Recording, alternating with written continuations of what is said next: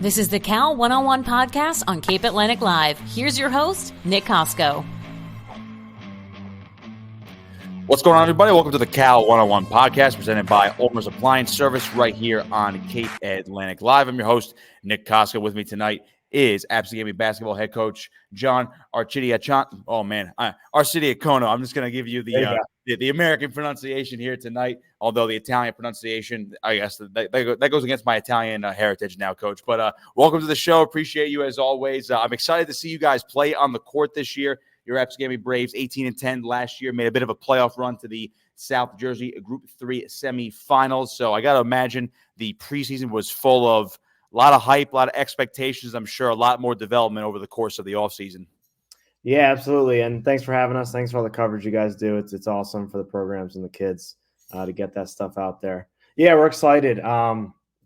Last year was definitely a little bit of an overperformance on the expectations we had going in. We knew we were going to be pretty good, but to go to the semifinals against Ocean City and win 18 games was definitely pretty awesome for us. And bringing back some key pieces, we're definitely excited and really kind of raring to go here, ready for the regular season to start.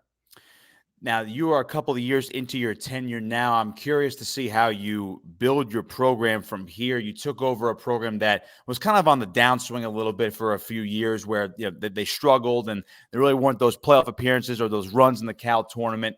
How did it feel to get that confidence back within Absegami Braves basketball to say, hey, you guys are talented enough. If you play like this, we can make these runs in these tournaments and really put the school back on the map in terms of the basketball team? Yeah, I mean, it was awesome, especially for the kids and a lot of I'm not from the area. I grew up in Connecticut, moved to Pennsylvania, and then moved down here when I got the job. So I wasn't too aware of the history, but, just interacting with people that have been longtime Absegami Braves, old players, and then just the excitement that built year one to year two, then the playoff run and into year three to see all the support for the program kind of come back. Was awesome to see. And, just from at least what I can tell, a lot of the best athletes in South Jersey or a lot of good athletes come out of Galloway. And I think part of the problem's been a lot of those Galloway kids don't often go to Absegami. And now, we're trying to bring kids back to the school, get them back in the program and continue to keep it on the right track and competing in playoff games and making playoff runs and just being a competitive program year in and year out.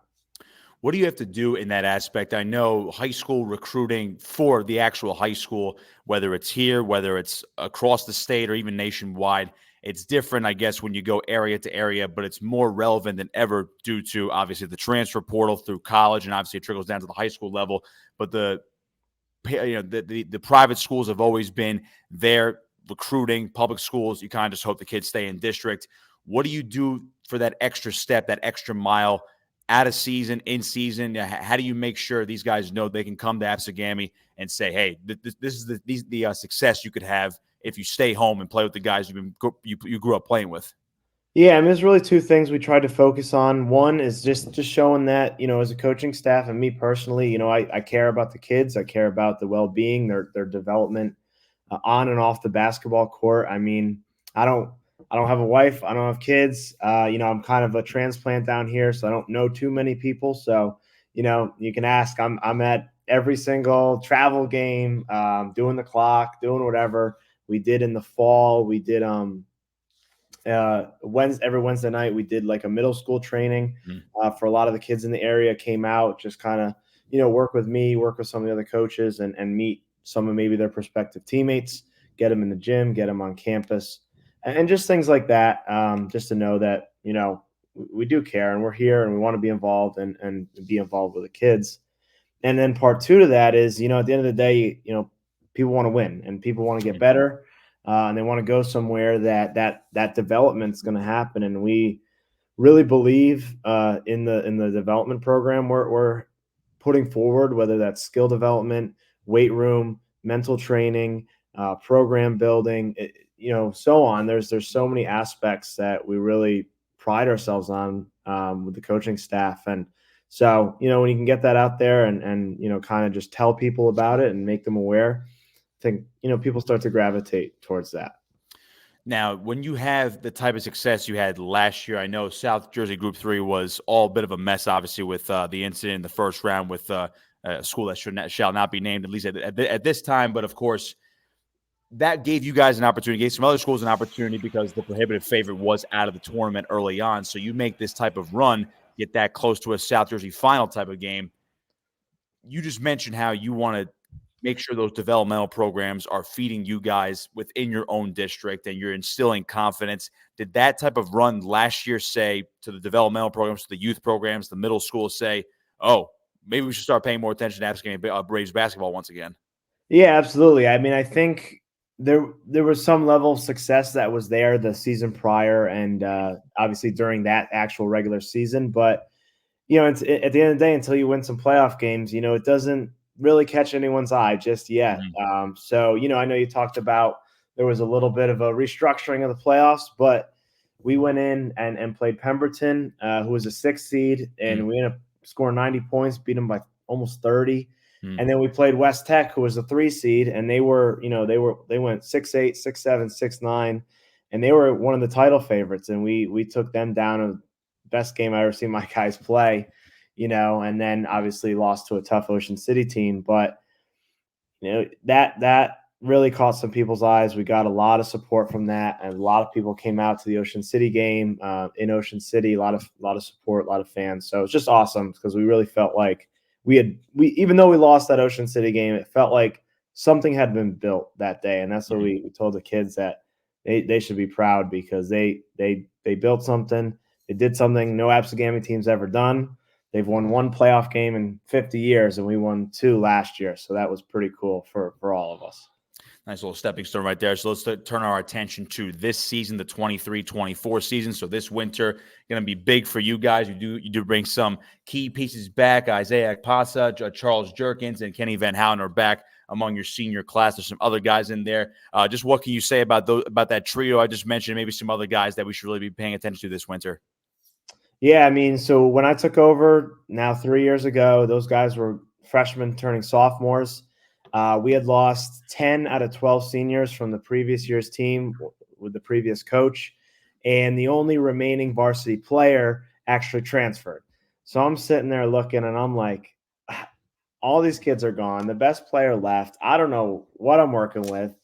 And we had this sophomore class, and they were still raw, but we were in the gym every day that summer. I mean, I couldn't get rid of them. We were in there for hours and hours, and they just wanted to play and train and weight room. And I couldn't, it was awesome. I couldn't stop them even if I wanted to.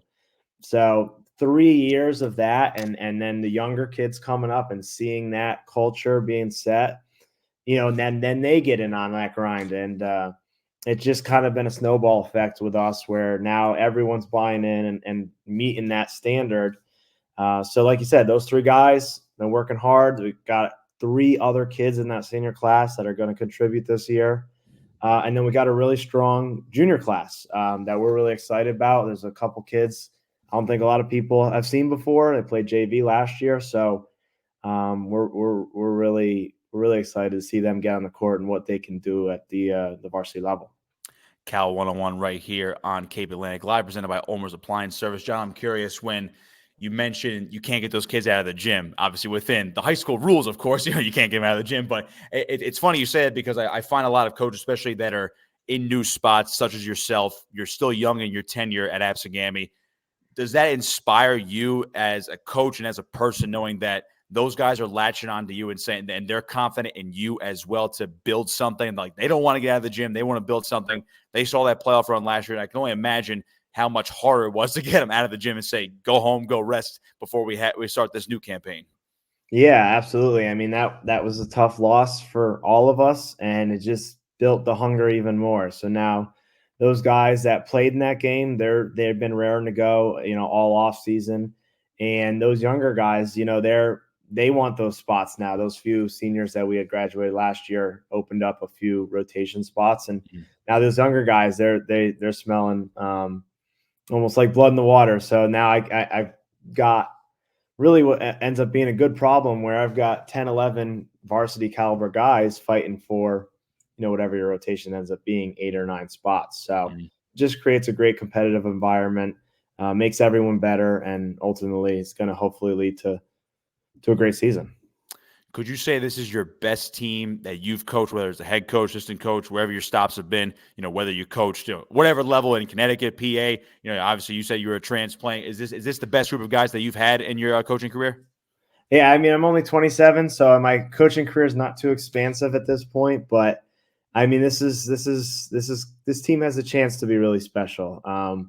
There's a lot of moving parts with them, a lot of things that need to be meshed and things that need to be implemented. So I don't want to get too overzealous here, but the possibilities are really unlimited with this group. So we're just trying to take it one step at a time, kind of clear certain markers that we had set for them throughout the preseason, now into the scrimmages here, and eventually regular season a week from today, that we want to keep clearing and keep progressing to where we think they can be.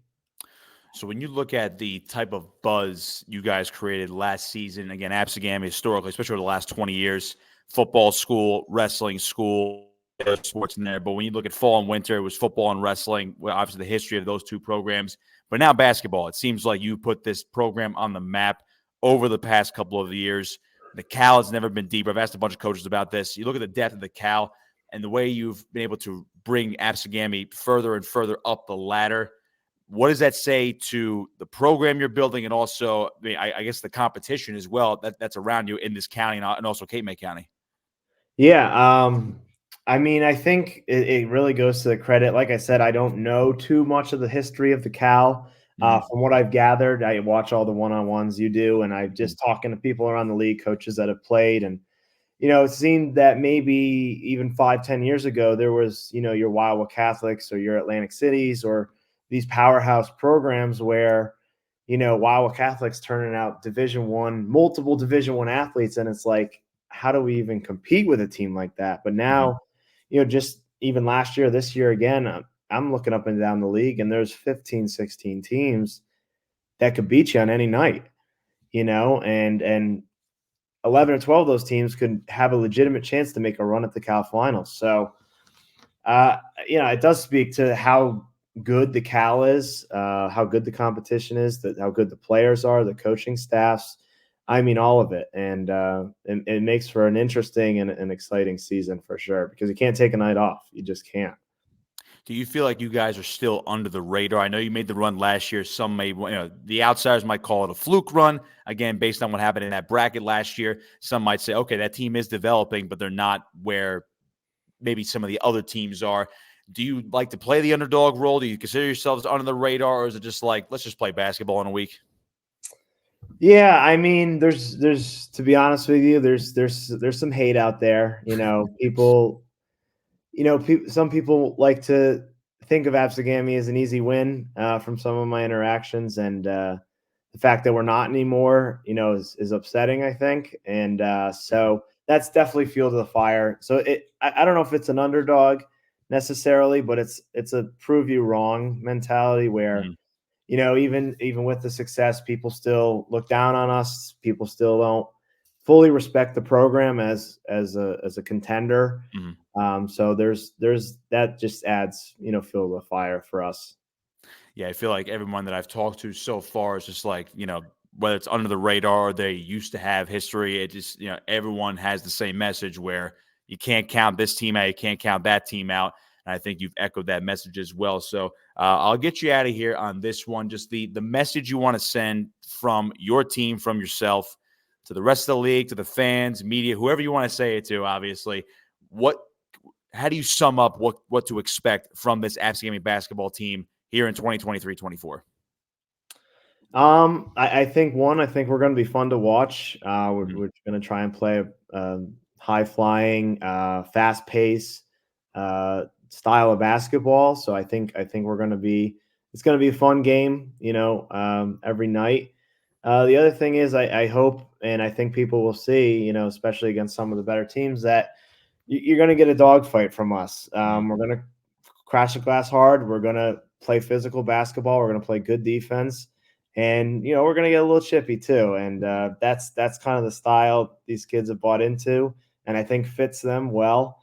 So, we're trying to instill the mentality where, you see Absegami coming up on your schedule, you're like, it's gonna be a battle, win or lose, it's gonna be a battle. So if we can get the kids to buy into that's what we're looking for. I like that style of play. That's like that old school basketball approach where, you don't need the threes raining down all over the place. It's just put it down in the paint, put it up off the glass, and I think the tough physical play is going to pay off. So I would imagine I summed that up pretty much correctly of how you guys are going to play this year.